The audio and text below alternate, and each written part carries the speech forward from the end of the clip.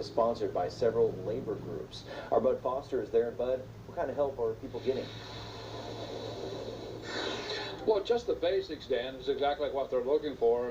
Top of the list is, how do I feed my family? They're also asking questions about, well, what happens if I can't pay my mortgage, I can't pay my rent? Others are saying, well, we need medications. How does our health insurance work at this point? How do we pay for those medications if we don't have the money for them? These folks, of course, have missed their first paycheck. Their concern is what happens if they miss the next one and then another. With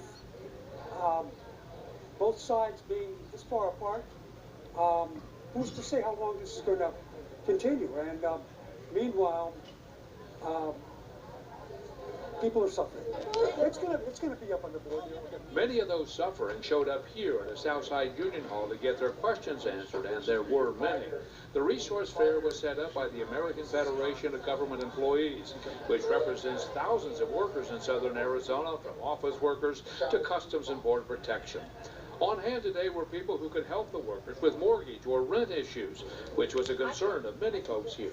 For some, since the payment is an automatic deduction from their paycheck, and there is no paycheck, what do they do? Your free taxes for United Way. Others wondering what happens with their health insurance and how do they pay for needed medications, which was another big concern, especially since it's beginning to look like this may go on for a while.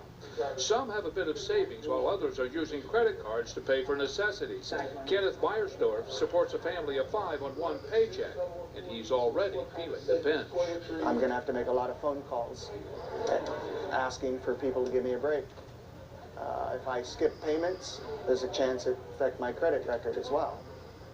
And whose fault is that? It's not my fault. Now, the evening portion of the resource fair is just getting underway. People are beginning to dribble in. Now, you don't have to be a union member. Any government worker who is furloughed right now and needs questions answered is welcome to come here. It will run until 7 o'clock this evening. On the South Side, I'm Bud Foster, KOLD News 13, live local 8 break. Both of